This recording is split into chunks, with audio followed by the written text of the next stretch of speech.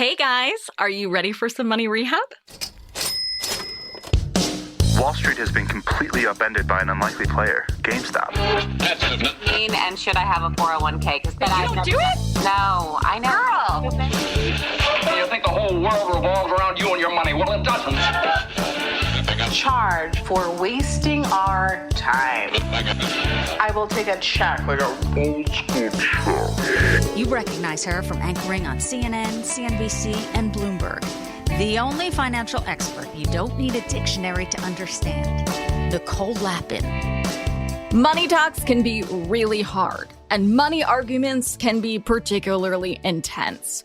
What if I told you that I could help you have those conversations and have a little fun along the way? Yep, that is real life. Today, we're unveiling a special segment we call Money Rehab Court. Lights, camera, action.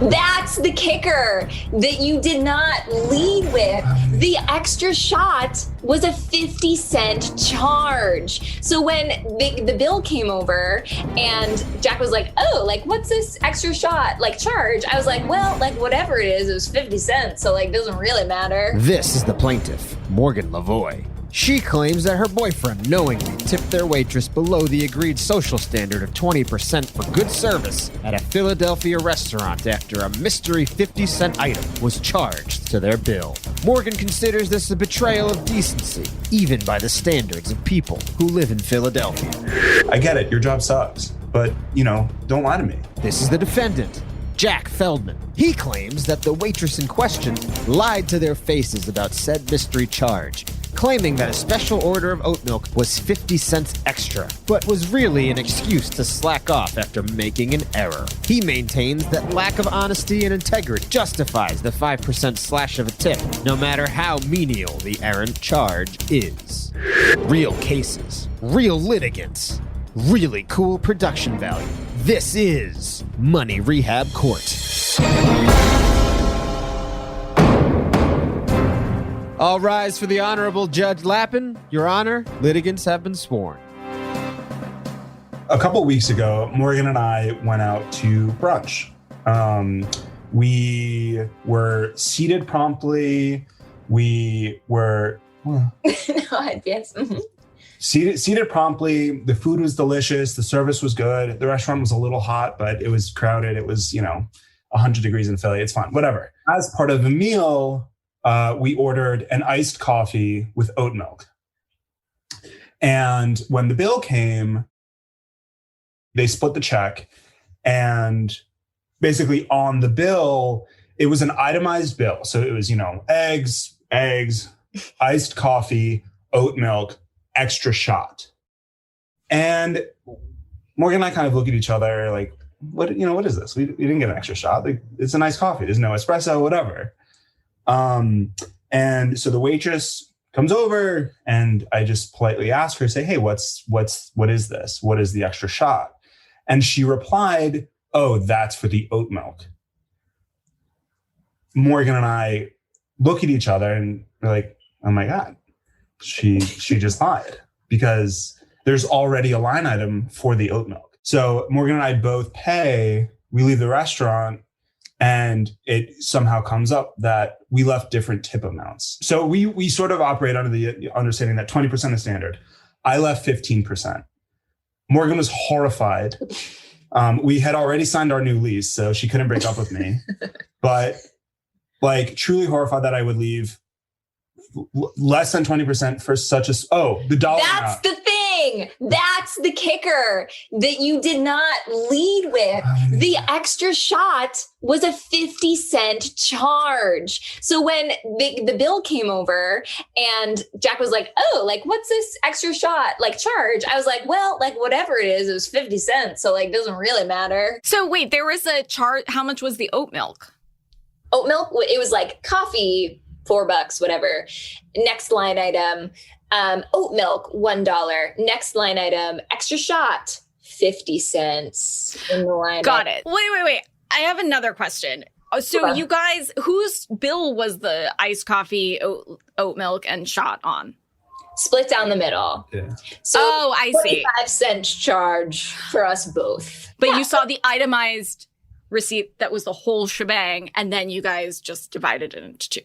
Exactly. Here's where we disagree, and here's where we need Money Rehab Court. So I think we both accept the premise that she, in the moment, lied because it was easier than reprinting the check. And she didn't think that 50 cents really mattered in the grand scheme of things. That, like, I think that, there are other explanations, like, like maybe her manager is putting an extra 50 cents on everyone's bill. But, like, I think the simplest answer is she was really like, oh, I made a 50-cent mistake. And so I'm not going to walk back and reprint the check because it's like Jack said, it's hot, it's busy. Like, I've been working, it's brunch. Like, I've been here since 7 a.m.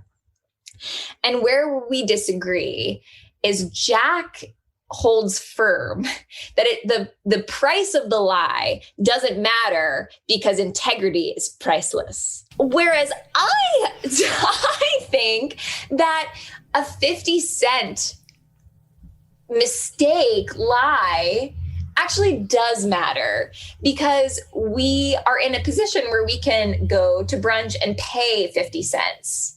And I also think that, like, okay, say you're really upset with the fact that the person who's waiting on you at a restaurant lied to you about something. If you feel so strongly about, like, proving a point financially, like, subtract 50 cents from the bill and then tip 20% on that.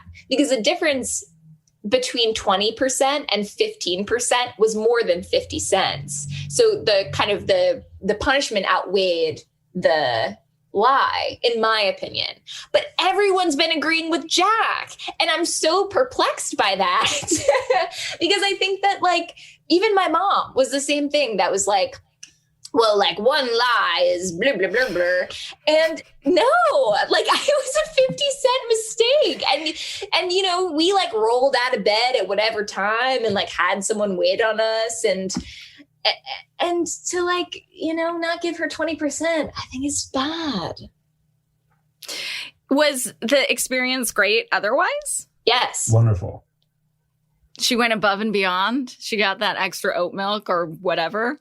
I think that her service was as expected and warranted a standard 20% tip, with the exception of this kerfuffle. Don't pee on my leg and tell me it's raining. Would there have been a way to subtract, like, on the actual terminal, 50% from the bill and then put 20%? Or would you have just had to, like, do that math and then add it in, Morgan? What were you suggesting? Because it was probably like a little button with the pre-determined So I amount. basically just picked, I think the options were like 15, 20, and 25%. And I just picked the lowest one. I don't know if I would have gone lower than 15, but the option was presented to me. I'd like to hear if the court bailiff has anything to say. Mike? Did the defendant, a one Jack, ask or insist that the waitress take the 50-cent charge off the bill? So here in hindsight, and this is an interesting question, in hindsight, I assumed negative intent. I assumed that she lied to me. But in the moment, Morgan and I both had a nonverbal agreement that she had, in fact, misled us intentionally. If I could go back and do it again, I probably would have clarified and said, like, are you sure? Maybe push a little bit harder. But, again, in the moment, we were both operating under the same assumption that she had intentionally misled and or lied to us. And I was tipping in reaction to that. Again, it was a 50-cent, error. So again, not worthy of, like, speaking to her manager.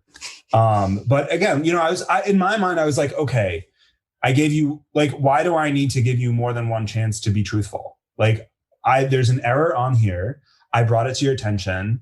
And instead of either saying, like, if she was like, oh, like, my bad, that's an error, I'll take it off, I would have been like, oh, don't worry about it. Like, whatever, it's 50 cents. But because she misled me or lied to me, I felt like, okay, well, you just lied to me. And there's no world where, for some reason, that was an upcharge for oat milk, but they didn't have a way to clarify that in the system. So, like, $1 was for almond milk, but, like, oat milk is more expensive. And so they added the shot to So because is there any possibility that she could have been telling the truth? I think because the bill was itemized and it was labeled oat milk, we assumed that that is the charge. Again, in the moment, we were like, okay, we were already charged for oat milk. This is an erroneous charge. So in short, I guess in another universe, yes, that's possible. But in the universe where we were sitting, we were like, okay, like we already were charged the appropriate amount for oat milk. That's not necessarily true. I think that could happen in this universe. I think that they are programming their computer to spit out oat milk is X amount. But if the price of oat milk rises because of shrinkflation, then they might have just added like a 50 cent, or they just had the 50 cent shot button and they're telling everyone to do it. And that's how, or that they have the 50 cent extra shot button. The manager is saying that this is how you ring someone up for oat milk, a $1 oat milk charge plus the 50 cent extra shot charge. So I think we agree that if we had to do it all over again, the move is to ask a little bit more and to be like, are you sure? Like, wait, if that's the charge for the oat milk, but like, then what's this? The thing that actually says oat milk? I'm confused. But I think the crux of, there are sort of two questions that are at the heart of this. Mm-hmm. Like, one, what is the cost of integrity? And two, like, what is your responsibility as a patron of a restaurant? Because in my mind, I also feel a level of guilt because I feel like we're in a position of privilege to be even going to a restaurant at all. And and I've worked in restaurants. And so I know how you really rely on tips. And from like your episode about minimum wage, Nicole, that, if you make tips in a restaurant, you can make $2.13 hourly wage. And so I take that into consideration when I go to a restaurant. But is the responsibility on the people that are eating out to kind of assume that the people that are in the restaurant are relying on a 20% tip for their livelihood? Or is the responsibility to just kind of assess, did they give 20% worth of service? Has the defendant, one Jack, ever worked in a restaurant? I was just about to ask. I have not. Okay. For a little bit of color, I was like, I talked to Jack and Jack's roommate about it, and they both disagreed with me. And I was like, the first person who I talked to that has worked in a restaurant is going to agree with me. And then Jack texted my mom, who did like put herself through every type of school by working in restaurants. And she was like, no, I agree with Jack, which is so surprising to me. But that has not been, with the people that we've surveyed, that has not been a consistent data point that people who work in restaurants believe that it should have been a 20% tip, not 15. So in closing, Your Honors, I believe that people, regardless of their occupation, again, and like, no. Listen, having never worked in a restaurant, I can only imagine how much it sucks. I've heard the stories you said, you've told, I've heard stories from friends. Like it doesn't sound like a fun time. That having been said, I think that it's important to have integrity in whatever you do. And having a bad day or being in a rush or working in a hot building doesn't excuse you from having integrity. It's kind of, for me, it's like as simple as that. I get it. Your job sucks, but you can't, don't lie to me. In conclusion, from this defendant, I think that it is not that straightforward. And I do not think that it is that simple. I think that you have to be aware of the facts that there is a power dynamic when you go to a restaurant, because you're face to face with someone whose job title is server. Like that's so sort of archaic that like someone's introduces, like, I'm, like they come up to your table and they're like, hi, I'm going to be helping you tonight. Like they are completely like, you have all of the power over them. And I think in a scenario like that, it's not as black and white as she lied or she didn't lie. Morgan and Jack have pled their cases, but how will Judge Lapin rule? Will integrity win the day? You're layering some of your own past stuff onto this experience. Or will Jack learn not to fight with the woman he just moved in with over a 50-cent charge? Secretly and sneakily punishing her for that, I don't think is coming from a place of integrity. So you have a little work on that area, sir. Find out when Money Rehab Court returns after this.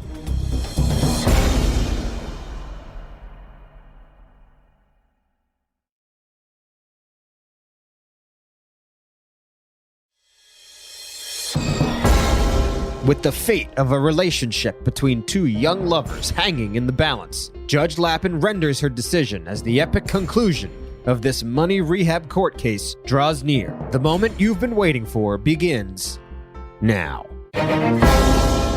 All right, I'm ready to read my ruling. So first of all, Jack, part of integrity, sir, is also standing in your power and telling a person when you believe a mistake has been done and not just punishing them for no reason that they know of. So part of integrity is you should look in the mirror. If it is just merely on principle, you should say, hey, waitress, I really enjoyed this brunch experience. My girlfriend and I love this place. We just moved to the area. I noticed this extra charge. It's 50 cents. I totally get it. But on principle, I want to keep coming here and I just want to feel like it's a great experience. Do you mind taking off? Or can you just explain to me because it says oat milk? So secretly and sneakily punishing her for that, I don't think is coming from a place of integrity. So you have a little work on that area, sir. And I think that the punishment doesn't fit the crime. So the difference of 15% and 20% on the check, I think is more extreme than what her issue was in your mind. If she spilled food on you, if she put a rat in your burrito, I don't know. These would be no bueno. This would be, more of a cause to tip less, right? I don't advocate actually punishing people in that way. I would hope you would want to resolve that issue. But in this scenario, I think that the dollar amount, because it's so straightforward and not a subjective, like, she dilly-dallied, she didn't bring me my stuff on time. Those are all subjective. These are a dollar amount. And so the dollar amount of the crime doesn't, in my opinion, and I have to look at the check, I would love to look at the check, doesn't fit the dollar amount of the punishment. However, Morgan, I love you like a sister from another mister. You have to cut our lovely friend Jack some slack because Jack did tip in the realm of customary tipping amount. Now, if Jack was like, fuck this bitch, she lied to me, I'm gonna leave her 5%.